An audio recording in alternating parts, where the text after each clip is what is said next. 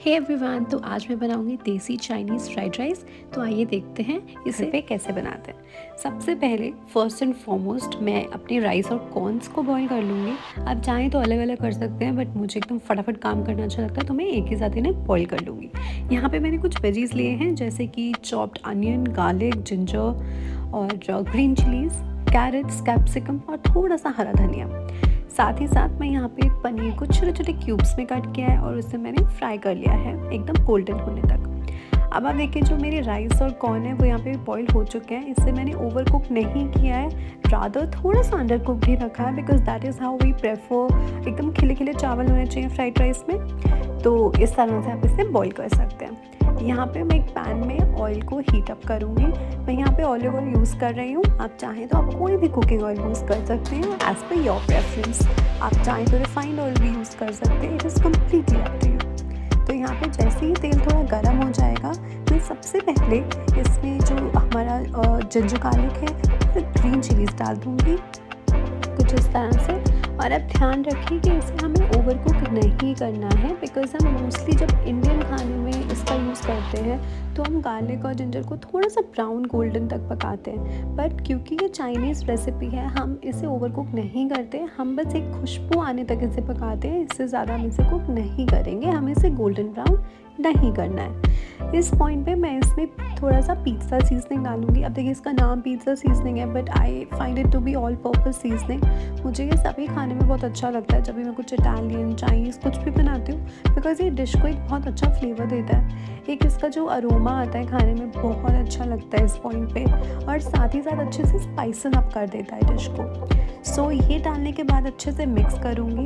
उसके बाद मैं इसमें जो हमारे अनियंस मैंने चॉप करके रखे थे, अब अनियंस बहुत बारीक चॉप नहीं करने हैं, आप चाहें तो कर सकते हैं, बट मैं थोड़ा सा डाइस्ड अनियन के वे में इसे रखती हूँ, बहुत फाइनली चॉप नहीं करती हूँ। तो यहाँ पे मैं इसमें अनियंस डाल दूँगी और इसको अच्छे से मिक्स कर लूँगी हमारे जिंजर गार्लिक ग्रीन चिलीज़ के साथ। अब जो अनियंस है उसे हमें बहुत ज़्यादा नहीं पकाना है, इससे भी हम थोड़ा सा ही कुक करेंगे।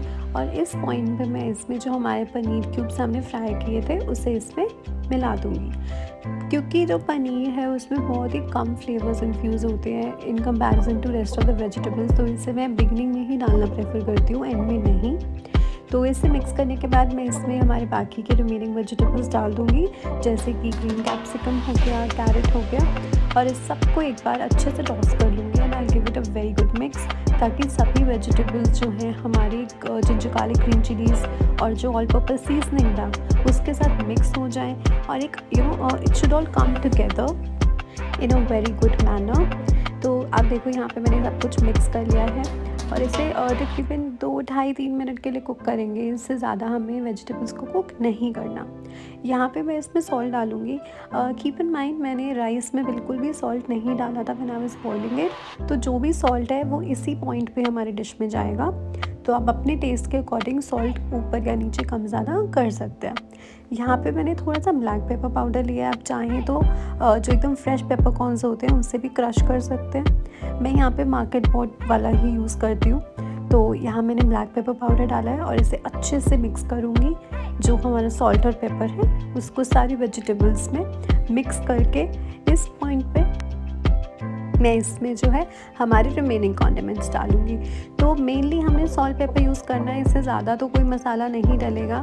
और यहाँ पे जो है सॉसेस डालना स्टार्ट करते हैं। सबसे पहले मैंने यहाँ पे रेड चिली सॉस डाला है। आप चाहें तो आप ग्रीन चिली सॉस का भी यूज़ कर सकते हैं, वो चाइनीज़ खाने में बहुत अच्छा लगता है और एक देसी फ्लेवर देता है। बट मुझे इतना ज़्यादा पर्सनली पसंद नहीं है ग्रीन चिली सॉस का टेस्ट, तो मैं रेड चिली सॉस यूज़ करती हूँ। यहाँ उसके बाद मैंने थोड़ा सा डार्क सोया सॉस डाला है। आप चाहें तो आप लाइट सोया सॉस का भी यूज़ कर सकते हैं। I generally prefer dark soya sauce in Chinese food. इसके बाद यहाँ पे मैंने थोड़ा सा और जो है इसमें टमेटो केचप डाला है। आप चाहें तो हॉट एंड स्वीट जो सॉस होता है मैगी का वो यूज़ कर सकते हैं। अगर आपको सिर्फ केचप का टेस्ट चाहिए तो आप नॉर्मल टमेटो केचप भी यूज़ कर सकते हैं। उसे डालने के बाद मैंने यहाँ पे थोड़ा सा वाइट विनेगर यूज़ किया है। आप चाहें तो बाल्समिक विनेगर यूज़ कर सकते हैं। I prefer white vinegar. इसके बाद मैंने यहाँ पे थोड़ा सा शेज़वान सॉस लिया है आई रियली लाइक उसका जो गार्लिक और चिलीज़ का फ्लेवर आता है। इफ़ यू विश टू आप स्किप कर सकते हैं, बच्चों के लिए बना रहे हैं तो चिली सॉस स्किप कर सकते हैं। It is completely up to you. आप अपने फ्लेवर्स, टेस्ट और प्रेफरेंस के अकॉर्डिंग इसमें सॉसेस कम ज़्यादा या स्किप भी करना चाहें, you can do it. But अगर आप मेरी तरह बहुत ऐसे चटपटा सा चाइनीज़ और एकदम फ्लेवरफुल खाना पसंद करते हैं तो आप इस तरह से बनाएं। सभी सॉसेस यूज़ करें, चाहे थोड़ी कम क्वांटिटी ले लें, बट ऐसे जो टेस्ट है वो काफ़ी अच्छा आएगा। अब इस पॉइंट पे जब सब कुछ मिक्स हो गया है और थोड़ा 1-2 मिनट कुक हो गया है, यहाँ पे जो बॉइल्ड राइस और कॉर्न थे मैं अपने वेजिटेबल्स में मिक्स कर दूँगी। इस पॉइंट पे मैं थोड़ा सा ऑल पर्पज़ सीजनिंग और डालूँगी, थोड़ा सा ब्लैक पेपर पाउडर डालूँगी, थोड़ा सा चाट मसाला डालूँगी और साथ ही साथ थोड़ा सा पेरी पेरी मसाला डालूँगी। ये जो 3-4 चीज़ें मैंने इस पॉइंट पे डाली हैं, trust me this is going to enhance the flavour of your fried rice to another level. इससे बहुत अच्छा टेस्ट आएगा और बहुत ही अच्छा फ्लेवर आएगा आपकी डिश में। After adding all this I will give it all a good mix. मैं सबको अच्छे से मिक्स करूँगी और around 30 seconds to another 1 minute के लिए कुक करूँगी। तो आप देख सकते हैं मिक्स करने के बाद ये कुछ इस तरह से आपको नज़र आएगा और जो इसमें से खुशबू आ रही है I can not even tell you.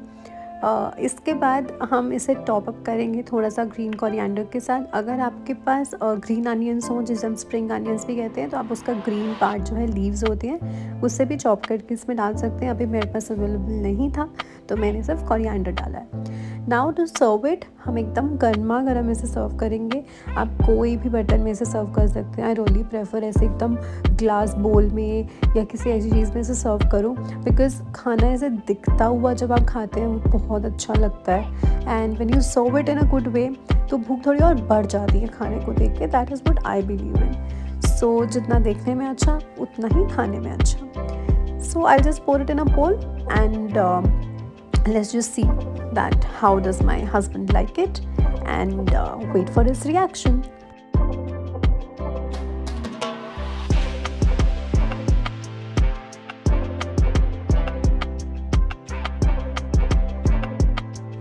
So he tasted and trust me, he just loved it, as you can see from his expressions. I hope you like the recipe too. Thank you.